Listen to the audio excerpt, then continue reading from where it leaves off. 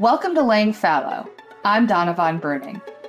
Today I speak with Katelyn King. Katelyn was a theater major at Savannah Arts Academy. She attended the University of Georgia in the fall of 2020 and graduated in December 2023 with a degree in English and a minor in creative writing. You'll hear her mention Dalton, whom she has been dating since her senior year of high school. She's employed as a paralegal and plans to pursue her passion as a writer. She currently lives with Dalton in Savannah.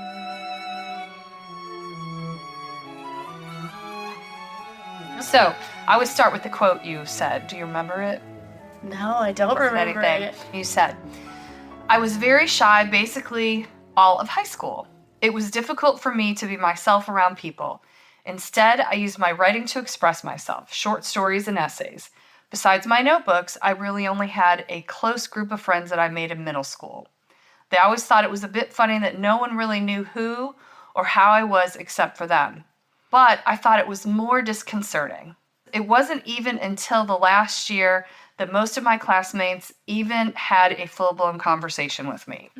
I entered senior year with more friends and a better attitude.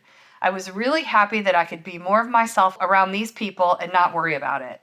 But then school ended so abruptly, and it was rather disheartening to have finally opened up to people only to possibly never see some of them again. I know I'll see all the people who truly matter, and I have, but nothing is what it could have been. I am just sorry for all the missed opportunities with them. I do look forward to this new chapter and all the stories and conversations it will bring." Yeah, you did good. You did good. So tell me what you've done the past 4 years. Catch me up. Well, I feel like I'm very different from that attitude. Like, I feel like now I'm so much more outgoing. It's just so much easier to have conversations with people now. I actually, don't shut up. So I'm a lot better than, because I was actually telling Dalton the other day, people in high school, they would look at me and they'd be people I'd be in classes with, they had been in classes with, in theater for 4 years. I remember this one kid, Jordan Marino, he was like, "Katelyn, you just never talk. Can you, say a cuss word?" And it was just it was stupid. I was why do people not think I talk? And so, I don't know, I'm way different now. And I'm I didn't do any, extracurricular stuff in college. I didn't make more friends because I just had everyone from high school, really. But I talked to way more people, and I was, way less afraid of talking about myself. And when I get too awkward or something like that, I will just, I will really talk about myself just to fill the silence, not in a bragging way, but just I will sometimes give my deepest secrets just to fill the silence. I'm yeah, when I was 10, so I'm way more gabby now. So that's kind of what I said in your quote. You talked about it being difficult to open up to people. How was it for you at UGA? It was with COVID. Yeah, the dorm experience was actually it was no bueno. The first year, actually, okay, so I was ending, that quote, really, in it was an inspirational way, maybe things will be better, but the freshman year in the dorms sucked ass. I heard it was bad. Yes. I heard it was bad. Yeah, I was in one of the better halls. I am so glad I wasn't in one of the freshman dorms because, the high-rises... Really? Yes, the freshman high-rises were way more strict. Russell and shit like that. Oh, yeah. Yeah, those are, exclusively freshmen and everything, and I wanted to get in one of those. And then when all my friends did, and I actually got into another dorm, I got into Meyer. Actually, pretty cool location. Yeah. But... when we would, want to go see each other, we went around all of, the mandates and everything, the don't hang out in public spaces together, blah, blah, blah, because we were just, all of my friends except for Sam and Mac lived in Creswell, and then Sam lived in Brumby, which was just across the street, basically. And so, when we'd want to all hang out together, then naturally it'd be let's meet in Creswell or something, but we couldn't because they would be you guys can't all be in here together, and you're not wearing masks. And so my hall was a senior hall, sort of, and no one was at the front desk checking you in. I didn't have to flash my badge. I just had to scan in. So I brought everyone to my room. And so we would have, hangouts in my room and everything, but I didn't get to expand beyond my high school friends because everyone in my hall, it was just so awkward, and I just noticed the girls in my hall getting close, but I was just so unhappy with the situation that I didn't feel expanding outward. Yeah, so beyond you, how do you think personal relationships of you and your peers have been affected by COVID? And what I'm saying is, did you hold on too long to high school relationships or comfortable relationships, or did it force you to let go of people? I feel like, honestly, it probably forced me to hold on to relationships longer just because I wasn't like thrust out there into big social interactions freshman year. But like weirdly enough, it brought me closer with the people that I already was with. For example, I already knew like Sam and Mac and everything like that just from like Dalton talking about them all the time and sometimes being around them. But I wasn't really familiar with Megan and Cassie. I had no idea who I was going to live with because I didn't like my dorm mate. She was just kind of annoying. We didn't click. And so, like, I had no idea who I was going to live with. And so, because we were forced into proximity, it was, like, seemed like the easier option to go room with them. And granted, when I was like, do you guys, like, think that I could possibly, like, live with you guys? They were like, we've got a couple options, but we'll keep you in mind. I was like, thank you. Jeez. Yeah, I was like, oh my God, don't trip over yourself trying to invite me to come live with you. But I did end up living with them, and we became, we had our spats over the years, but we became close friends and everything. So while I probably didn't expand my friend group like I could have, I'm not really upset about it. I don't have any regrets. No. No. How did they come back around and say, okay, live with us? Oh, I can't even remember. I think I was, really monitoring the situation because I'm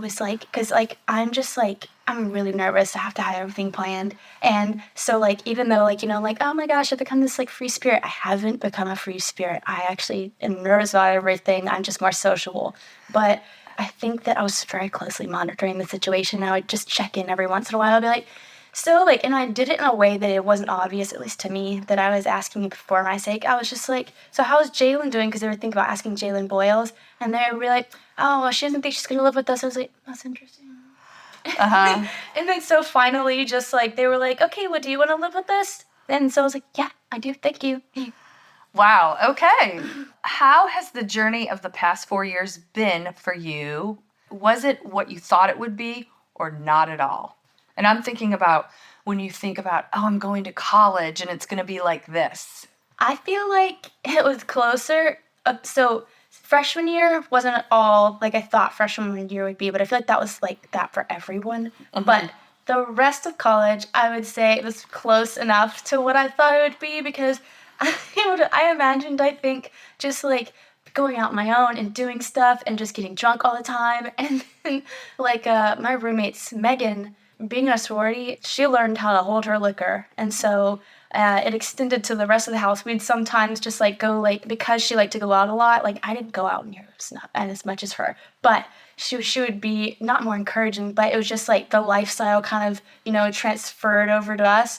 And so I had a good time. And freshman year, even though COVID was a thing and everything like that, because of my friendship with Megan and her and being in the sorority and everything, it encouraged me and Dalton to get fake IDs and it was bad of us to do this in COVID, but we went to this really dingy ass freshman bar and everything like that. And I remember I was so nervous because I was using a fake ID, but it was fine. Someone literally taped their picture over a person's ID. And yeah, I don't think it matters in Athens, Georgia. No, but it was I actually did and then I went to some frat parties freshman year and then in the preceding years because of Cassie's boyfriend. So it was close to the ideal college life I was thinking of except for freshman year. Except for freshman year. Did you think that you would be a joiner, join a bunch of clubs or try different things? No. Or no? No, I was going to say, I almost talked over you I was saying. Continue. No. Yeah, did you think you'd be a joiner or were you just focused on the social life? What did you think? There's so many things you can do in school. I think that I never imagined myself being a part of clubs.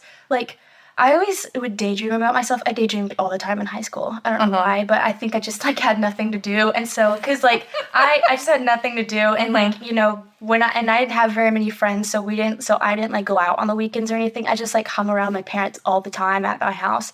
And so I daydreamed a lot. And I was when I go to college, I hope to have this great, really close group of friends and blah, blah, these gal pals. And I think I eventually achieved that, but it wasn't to the same level that I wanted. But, I don't think I ever thought about myself joining clubs just because, It's just not my thing. It's not my gig. And I might have been like, wow, it would have been cool if I played a sport. But I did intramural softball in the first year, and it was awful. Not a softball player. No. Well, then how did you decide? You studied abroad. So how did you decide to study abroad then? If you're not a joiner. I wasn't forced into it, but Dalton was like, I'm going to study abroad. And I was like, I don't want to be left behind. And so I was like, but fine, I guess I'll do it too. And so Gotcha. I was like, I know, I wish it had been my idea. I wish it had been like, that would just be so cool. I'm going to do it. But I was too nervous. I'd never been out of the country before. And so, like, I've never really traveled. My family just didn't travel places and stuff like that. But, like, I had always dreamed, like, before I dated Dalton, too, I'd always been like, I want to be a world traveler and da-da-da-da-da, and I want to marry, like, a British man. And so, when I started dating Dalton and, like, everything after COVID, I think I just, like, got too afraid to go outside of comfort zones and everything like that. And so when Dalton proposed him going to Spain for a whole summer, I was really nervous. I was like, how will this affect our relationship? It didn't. But I was so scared it would because we hadn't been away from each other like that. And I was just like, what am I going to do with myself? And so that was pretty nerve-wracking. But I don't know. I could tell that I was way more sociable, like, in these later years just because I made friends so easily. And I had, like, a really close friend group in the UK, England, whatever. I was, like, having a lot of fun. Did you know anyone when you went? No, I knew of a girl who had been in the class with me the previous year, and I hadn't been friends with her. We just, like, basically shared notes occasionally, but I knew that she was going because I had seen her at the meeting for it, but I didn't know anyone. But weirdly enough, it was such a weird twist of fate. I sat next to her on the plane, and so we just, like, started gabbing and, like, became, like, really good friends. She's like, okay, well, you can come hang out with my friend group. And I was like, perfect. And then, so the first day, she hung out with some people that, like, just the vibes were off, and then so we hung out with a different set of people, and that was, like, the group that solidified. It was, like, 7 or 8 girls who just, like, hung out together the whole trip. It was really cool. Like, I felt like a part of, like, a group. I wish that I'd made friends with British people, but they hate Americans, and also, like, during the summer, there weren't that many. Like, there were not really British. You were at Oxford, right? Yeah. So you were on a college campus, and Yeah. So it wasn't like you were plopped down in the middle of London and could meet all kinds of people. I know. I was like, I would love to make, like, a British girlfriend that I was just like, we could talk for, like, you and Bridget Jones? Yeah, Bridget Jones. Yeah, but it didn't happen. What was your biggest loss in the past 4 years? And it could be anything. It doesn't have to be that somebody died. I feel like, in a way, and it's like something I lost, but I'm slowly recovering. Does that count? Yes. So I feel like, and it might be a symptom of COVID, it might not, I don't know. I think I was a very, very, like, not lonely, but maybe a little lonely before I met Dalton and everything like that. And so I was, like, forced to be very independent. And so once I met Dalton and I was like, wow, it's great to be around other people and, like, have people, like, want to hang out with you and stuff like that. Like, that sounds so self-pitying. People wanted to hang out with me. But right, like, but yeah, I get it. And, like, I think I just got really attached to, like, being around people, like, at all times. Even though, like, sometimes I like a quiet moment or something like that. It's just, like, I was, like, addicted to being around people at all times, like, mainly Dalton. Like, I just didn't like being alone. And so, like, I feel like I lost a sense of independence because if I wanted to go do something, like, will you come with me? Oh, you don't want to come with me? And then I'd be, like, upset about it and everything.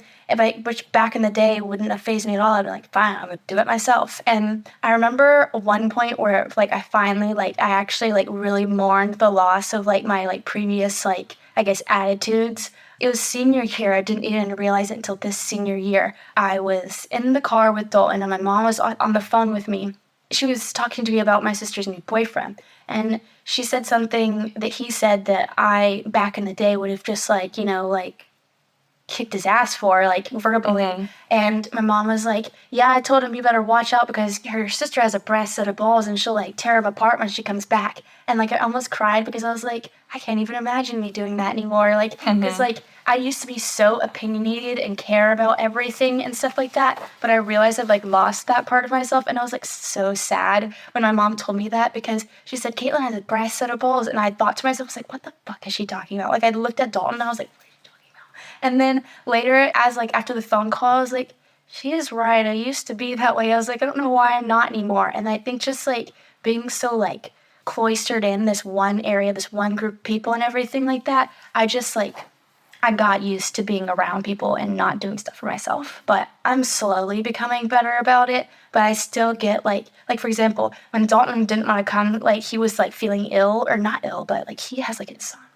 But when he wasn't feeling good, I was like, you don't want to come. Like I can't go on my own. Like I was just nervous. I was just like, I can't do things on my own. It's just me. You know me. I know. But I was like, you want me to drive all the way out there by myself? And then like he went back to sleep, and it kind of stole the option from me. And I was like, maybe I should wake him up. But then I was like, no, I can go drive out by myself. And so I did. And so like, obviously like, and it's just such stupid things. Like I get nervous about stupid things, but I'm like slowly getting back to that, more independence. So you know that in order to sharpen that skill, you just have to keep doing it. Yes. And I'm going to tell you, in a lot of the girls I interviewed, what you're saying is not something new. Yeah. That whether they had a boyfriend or not had a boyfriend, that developing that skill was something almost every single one of them brought up. Yeah. Not waiting for other people, doing what you want to do, when you want to do it, by yourself. Mm-hmm.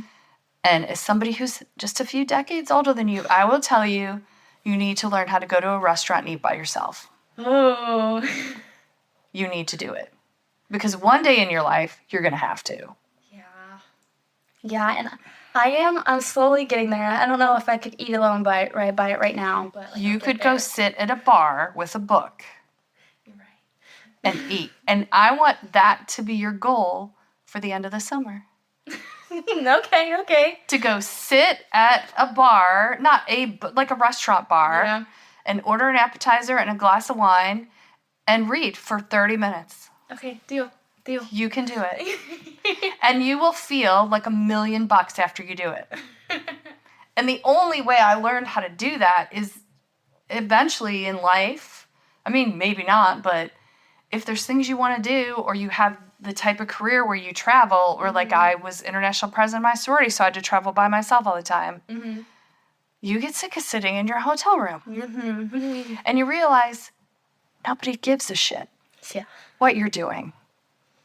So, yeah, it helps me sometimes to visualize. Someone said one time, they were like, it helps to just visualize that everyone's just on this ginormous rock floating through space and nothing actually matters. And I was like, oh, that's kind of nice. Do you think the loss of milestone moments in high school, your senior year, like losing your graduation, losing like a true college freshman experience, like move-in day or whatever, losing all that stuff in 2020 made you crave tradition more? Or are you more flexible about life's milestones and traditions? So what I mean is, was that UGA graduation so important to you because you didn't have one before? Or like are things like birthdays or Christmas or holidays, like because you realize you might not get it? Or are you like just more flexible about it and like, it is what it is, life goes on? I think, like, when I was graduating, so I graduated in the fall, and so that is the Stegman Coliseum graduation. And so where I learned that I had to graduate in the Stegman Coliseum, I was devastated. I was like, I want to graduate on the field. I was like, I never got a graduation. I want this one to be done right and everything like that.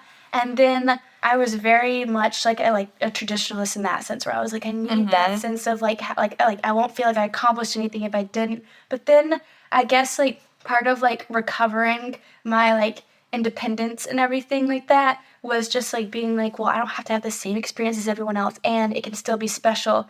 And Dalton also told me, he was like, Katelyn, this day can be all about you. You don't have to share your graduation with anyone else. You are right. Factual.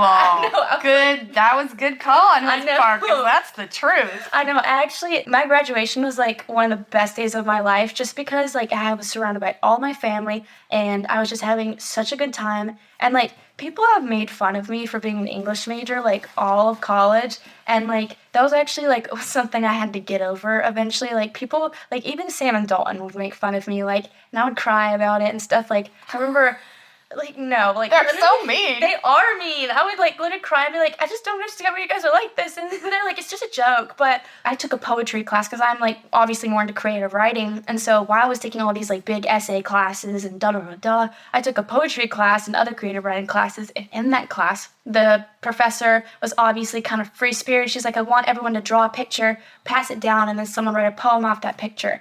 And when I told them later that day, they're like, so what do you do? Just, like, draw all day? So, like, for, like, months after that, they would just joke and say, all Katelyn does is just draw pictures all day and as an English major. And, like, it was, like, a joke, but it bothered me so much. And even still, like, people say it all the time. And, it, like, even once I'm graduated, like, and I'm, like, in a job now, people say it all the time. And it, like, doesn't break something in me, but I'm always, like, it's just sad. Like, no one ever respects it, but it's something I enjoy. And so, like, that day was, like, the culmination of, like, all my years of hard work. And, oh, my God, it was actually so amazing. We were having this little banquet in the English department, and one of my professors came up to me, and she was my Jane Austen professor from a year before, and I only hired her for that one class, and I didn't know if she'd remember me, but she came up to me, she's like, Katelyn, blah, blah, blah, and then she's like, I'd like for you to meet this professor, and then the way she introduced me to the professor, and she was like, this is the student that I showed you her essay because it was so good, and I was like, oh. And so I felt really good about myself that day, and it just, like, pinballed to being a great day. Talk to me about social media. What role does it play in your life? I honestly despise it. It's not good for me. I know I keep tracing it back to COVID, but it's just that we keep talking about but that's what that's how this whole thing started. Okay. So don't feel like... So, like, freshman year of college, I was really on Instagram and Snapchat. And Instagram Reels weren't really, like... They weren't a thing. Yeah, they were not banging around in people's minds yet. So I was like, I would scroll through people's feeds, but that kind of bores me. I don't, like, care about other people's lives. Yeah. So I was like, so I just kind of, like, I went on it, but, like, just out of boredom, just to, like, swipe through something. And then when I met my freshman year roommate, she was talking about, like, she was like, TikTok's so funny, so fun, blah, blah, blah, blah. And I was just like, I don't feel like downloading something else. And then she was like, it's just so funny, and I love it. And so I downloaded TikTok, and it was, like, such a mistake. I would sit on it. Like, it, like, ruins your attention span because it's just, like, 20-second videos, and, like, you're there for, like, a laugh for 5 seconds, and then you swipe. And then it's just, like, you're like, ha-ha. And then immediately, like, your mind just erases the last joke that was in your head. Mm-hmm. And so, like, I would sit on there for hours. I wouldn't realize 2 hours passed by. And I was like, what the fuck am I doing? I'm just sitting on my phone scrolling. Like, literally the only part of me is moving is my thumb. I'm just scrolling through my phone. And I don't think I ever broke the habit of going on social media until junior year of college. I finally, also, I was always checking the comments because I wanted to know what other people thought about things, and I felt like that just threw me into this, like, kind of, like, pack mind thing. Like, I feel like that's probably one of the reasons I can't think for myself as well anymore, is because I was constantly like, well, what are other people thinking about this? And I'd be like, oh, well, I guess I agree with them. They do make a good point. And, like, I could never look at a video and just, like, disregard it. I had to know what people were saying about it. And a lot of the times, like, when I couldn't reconcile my opinion with another person's opinion in the comments, and that seemed to be, like the majority's opinion, I just would get frustrated and everything like that. And so it just was, like, making my head, like, a dark place. I was just, like, I just, like, did not like going on there anymore. It just made me more frustrated than anything. So junior year of college, I finally deleted that shit. And then I haven't gone back on TikTok since. But then I fell onto Instagram Reels, which is basically TikTok's sister. And so, right. like, it's like inferior sister. And so I was scrolling through that shit all the time, looking at comments, and I would go delete Instagram. But the thing is, I post on Instagram. So I would, like, post something and, like, well, I want to know what people are saying. So I'd download it. And so, and, like, if you've never gone on your browser for Instagram, it's the most fucking annoying thing you've ever done. And I also realized once I learned how easily it was, like, even though I hated going on the browser for Instagram, it became, like, second hand. Like, I would just tap Safari and go to Instagram and 2 buttons, and I would just go scrolling through it like usual. And so, like, I wiped Instagram for months and months. And I don't know what, like, I did it a couple times, got it back, and kind of was addicted to it. But I don't know what changed recently. But I deleted it probably in December, and I have not, like, I have it, and I didn't go on it forever. But then, like, a couple months ago, I downloaded it again. But I've learned the control to have it and not go on it, just to post on it and just look at comments from people's posts. So talk to me a little bit about sex. Mm-hmm. Your generation does not have sex, the studies say, nearly as much as mine did. Part of that they think is social media. Mm-hmm. And I know you're in a committed relationship, but you were around other people and you were out without your boyfriend. Mm-hmm. And a lot of the girls I talked to said not once in their time in college did a guy come up to them, even like a drunk guy, come up to them and hit on them or try to make conversation with them in a bar or anything. And what I've heard from the guys is people just don't know how to talk to each other anymore. And the dating apps have kind of ruined it. Yeah. And Pornhub. Oh my God. Like, they don't need to. I'm so with you on that one. Yeah. So tell me about your experience with it or what you've observed.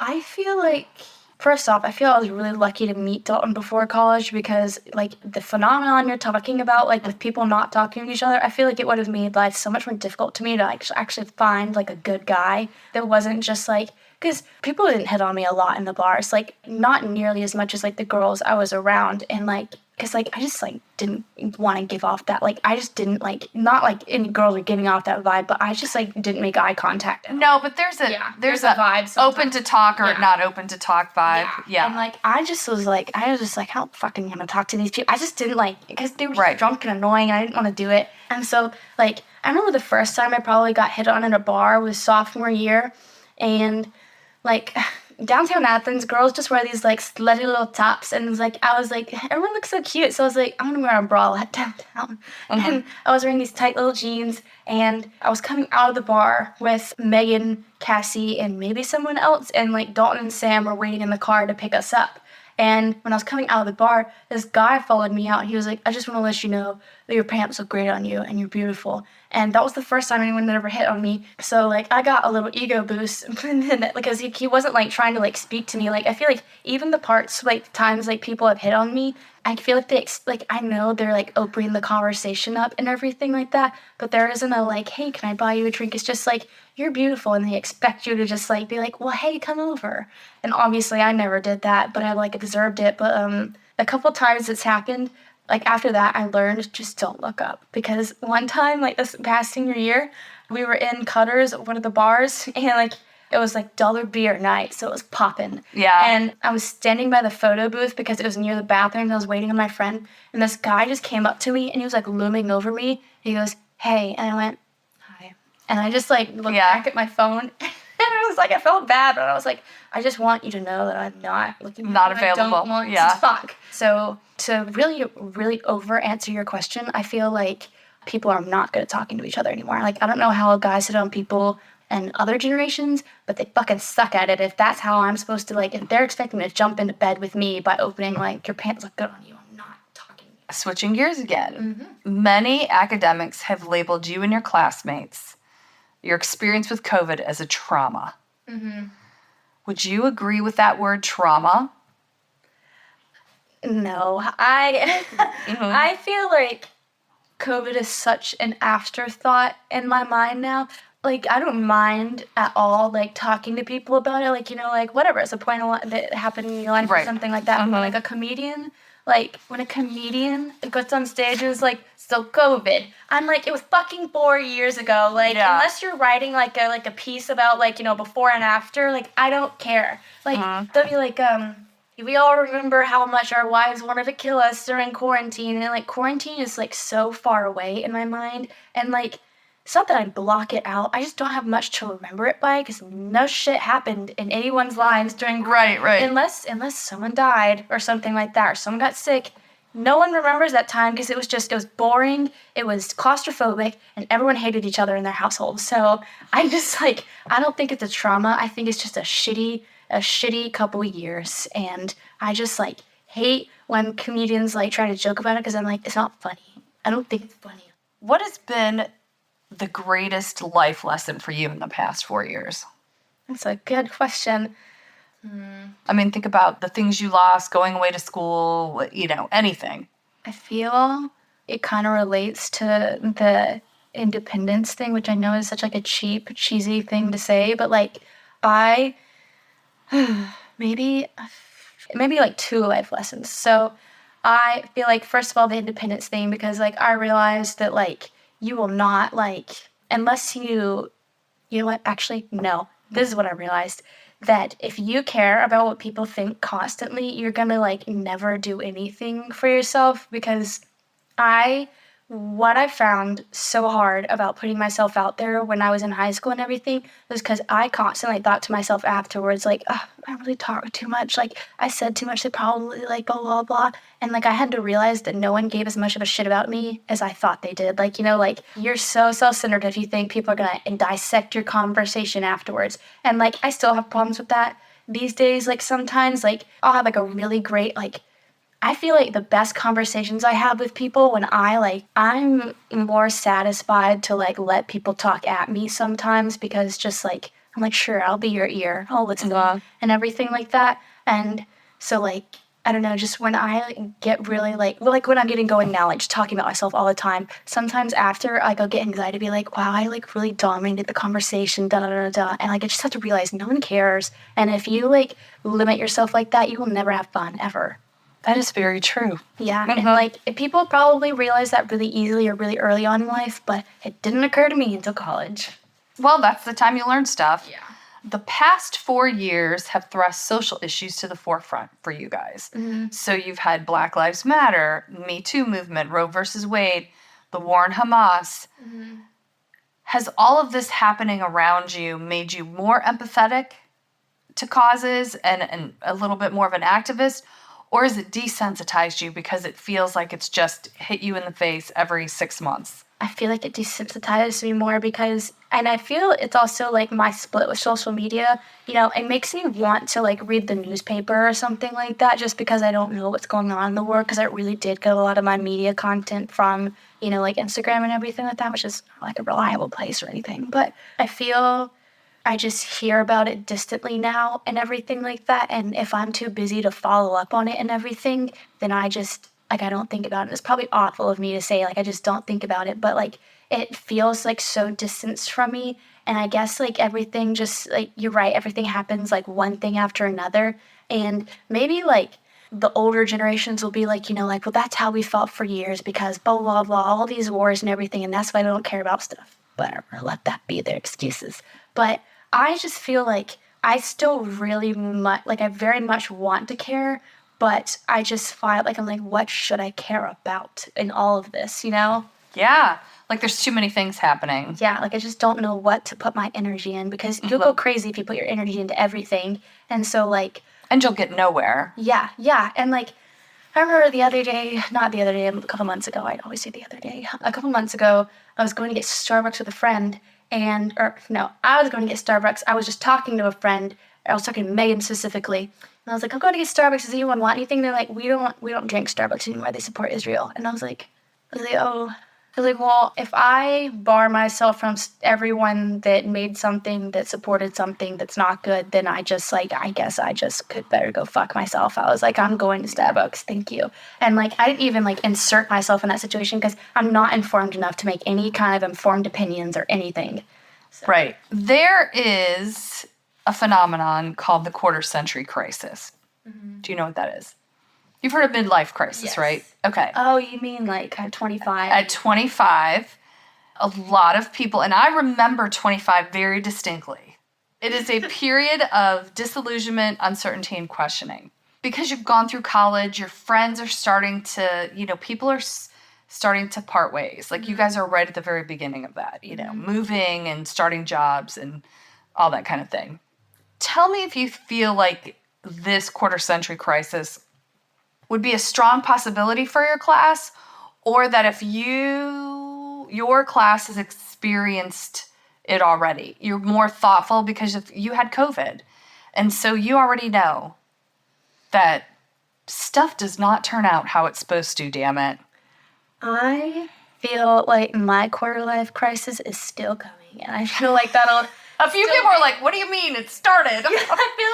I feel like that like a lot of people are still going to experience it because even though COVID was like just threw a bunch of like bad stuff in our face and they're like, yeah, deal with it. I feel like we were young enough for it to be like, I don't know, not inconsequential, but it was something that, we were able to recover from quicker, like, than other generations. We're still young. We just, like, snapped back from it, like, and everything like that. Like, a lot of people didn't. But, like, I feel like once it was over for me. And I, like, snapped back, and I was fine.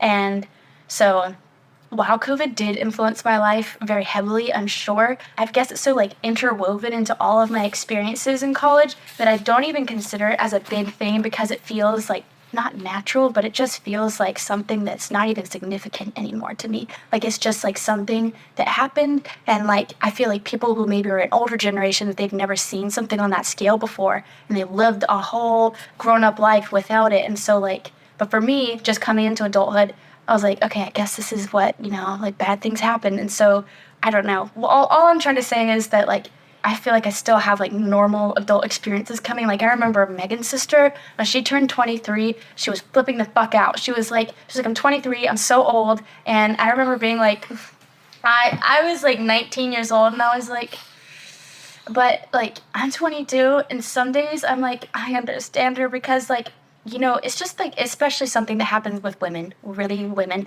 I will, like, look at old pictures of myself, and, like, I've gained probably 30 pounds since I left high school, and, like, when I'll look at pictures, all I think to myself is, oh, wow, I'm not like, 18 and, like, a twig anymore. Like, I'm, like, I'm still in good shape, but, like, I'm just, like, oh, it doesn't come naturally anymore. I just don't just, like, not everything just pops back together, and, like, it's only downhill from here. And so, like, sometimes I'm just, like, I already look back at myself and I'm like, those are the good old days. So, just anticipating this great quarter life crisis.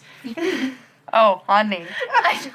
I know, like, I was telling Dalton the other day, I was like, Dalton, I just was looking at a picture of myself the other day, I was 30 pounds skinnier, and blah, blah, blah, blah, blah, and he was just like, I mean, you're only 22, and I was like, fuck. You also weren't really a woman at 18. Yeah, you know what I mean? Everyone thought I was anorexic. I wasn't, but I just, like, my metabolism was really doing some hard work back then. And your hips are a little tighter, like... Yeah. Yeah, I will tell you, learn to appreciate where you are. Yeah. Because when you're 30, you look back and be like, I was so gorgeous at 23 or 22. Yeah. I wish I could go back. Mm-hmm. So... Yeah, I know, I'm trying to live in the moment. Dalton always says I look too far in the future all the time. Like, I'm always looking at the next step, and I need to, like, pump the brakes. And just be where you are. Yeah, well, I'm always excited for the next step. Like, when I was in high school, I couldn't wait to go to college and for us to be out on our own and stuff like that.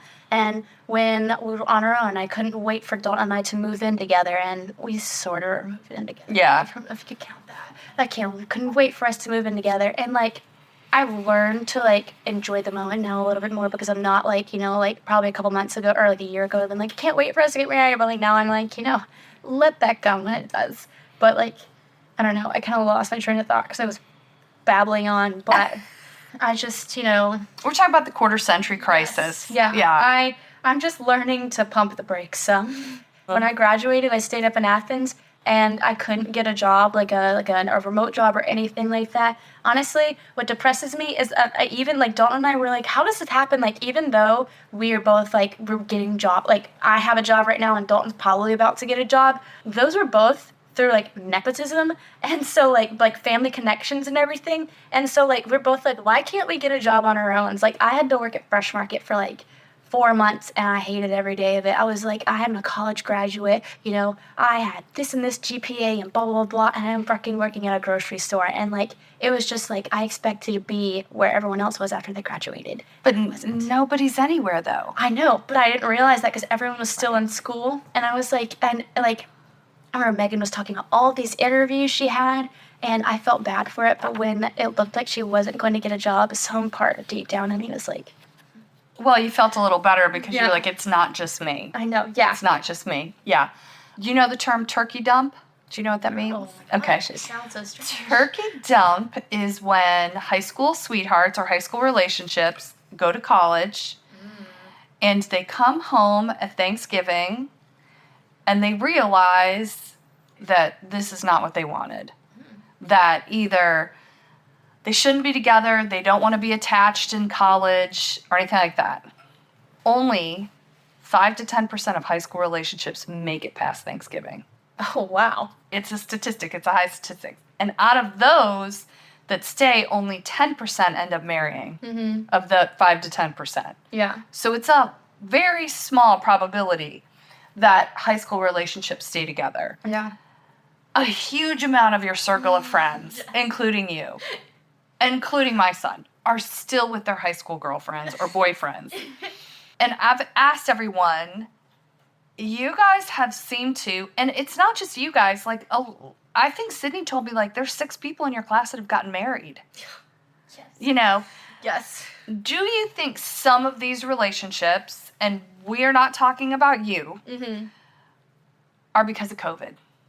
Do you think that year of pushing you together and not meeting anyone else and experiencing that together put you guys in a different atmosphere? Yeah, I feel like for some of the relationships I've like seen during college, I definitely feel like that. Like some people to me just don't like. Sometimes I'm like, if you had expanded your horizons more, you wouldn't be together. And like it just like I don't know. I feel like COVID definitely kept people together because they were so desperate for some sense of normalcy. And then once COVID was over, it was like, oh, we've been together this long. And Right. I really feel like a lot of people have been that way. And, like, I won't say that anxiety never got to me because, like, I'm, like, such a huge overthinker.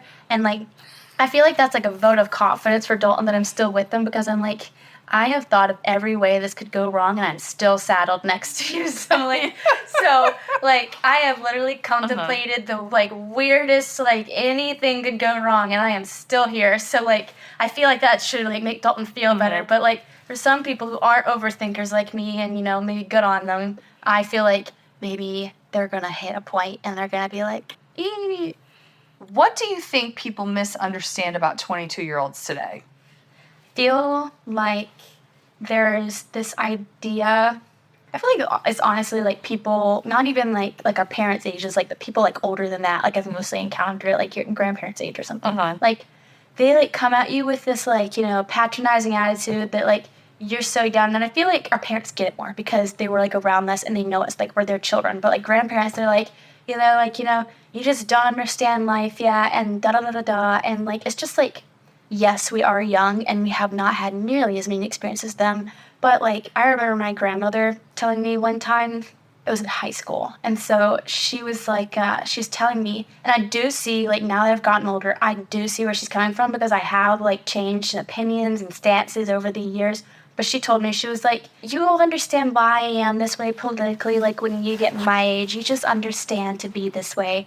And I remember in high school, I was like, fuck is she talking about? And like I understand where she's coming from, but I still am mostly like still like foundationally the same person I was back then. And so I just like hate the idea that they know more because I know they know more, but I hate that like our knowledge is so disrespected because in a way we know more than they do because we've had such different experiences. It's not like we know the same things. Like, I mean, they don't know how to work a fucking laptop. So, I don't know. I hate how like age is something that is to be lorded over people. I was on it and then I was like, this is so dumb. Yes. So my last question for you, is there anything you wanted to talk about that we did not talk about? I feel like this is because it's only something that affected me, like mental health, like affected me very badly. And so like I don't know like what other people's opinions are on like their mental health from college, but I feel like college was the most like it was definitely like an experience and I got to learn myself way better like everyone does.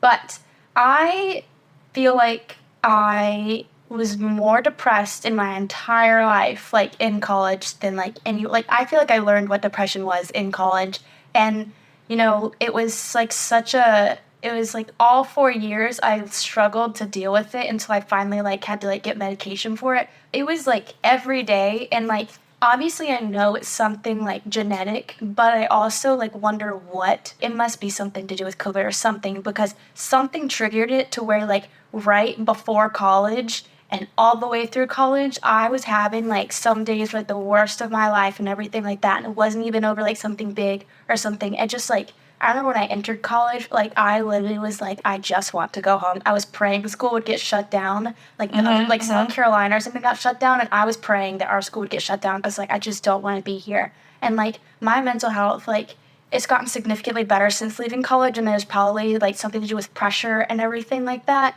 But, like, I still was bad until I got on medication, and it's just, like, I wonder if, like, that's because I remember other people that I talked to, like, girls mostly, they said that they did really bad with their mental health in college, too, and I wonder what that, like, phenomenon is. I know you're, like, discovering yourself and everything, but, like, why is it that, like, you're so sad sometimes? Like, it just doesn't make sense to me. Yeah. No, that makes sense. I think COVID probably had a lot to do with it. Yeah. Because you got isolated. Mm-hmm. You know. Yeah.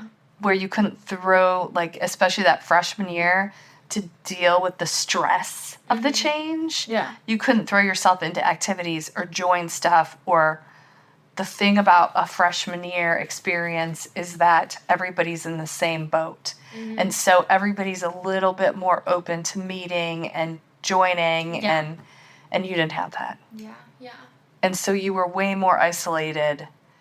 I'm not saying that's why, but I'm saying maybe that has something to do with the awareness of it. Because I just didn't know if that was a trend that had happened in any of the other interviews. Because I just knew the girls that I had talked to and everything like that. They said that that was something that pretty much everybody had a therapist. Yes. If you were normal. Yeah. Or normal. Yeah. Me too. Yeah. It's very much a thing. Yeah. And very much, I think the difference in the generations is not that we didn't experience those things, is that A, it wasn't talked about very much, and B, you just learned to suck it up. So, okay, last question. Okay. What are you going to do with your one big life? Oh, I want to very much, when I think of, and it's, the goal that I've been, not hurtling towards, but I guess you could say inching towards, because I don't know if you experience this as a writer, but, procrastination's a bitch. And so, it's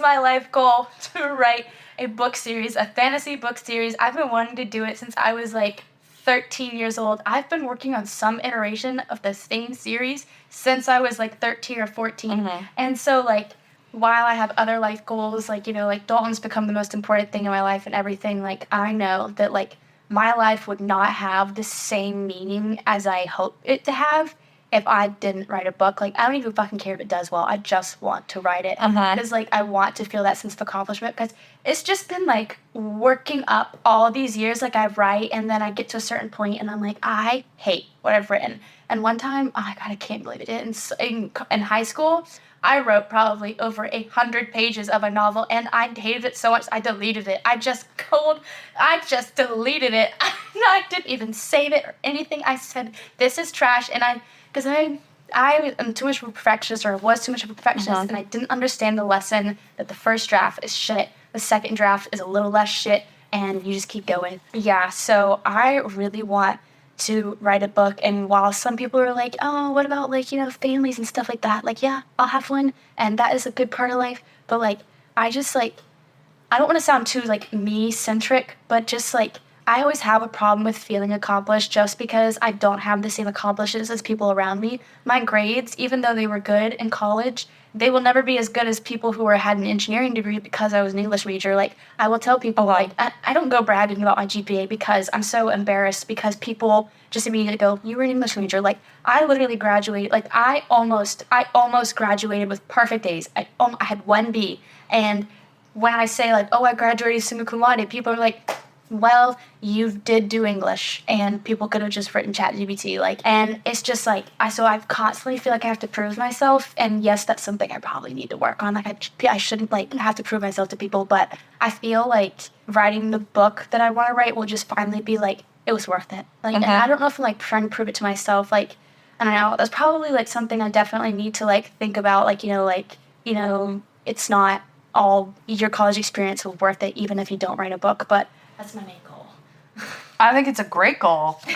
It's a tough goal. Yes. I've had the same goal. It's tough. Yeah, I wrote a small, for mine and Dalton's anniversary, I don't know what crack I was on that summer, but we stayed up in Athens the summer after sophomore year, and it was just us two alone, and we were by ourselves. And like I was just working, and Dalton was working, and I was like, I'm just gonna write a little novella or a little tiny book. And I wrote like a 100-page book for mine and Dalton's anniversary, and like I've never been able to get that far since. But I'm like, whatever I did, at least I know I can do it. Check it off the list. Yeah. Awesome. Okay. You can totally do it. Thank you. Thanks for listening to Laying Fallow. Be sure to listen to the rest of the episodes, and to learn more and see the portraits from both 2020 and 2024, head over to my website, www.donnavonbruning.com, or to my Instagram, @DonnaVonBruning.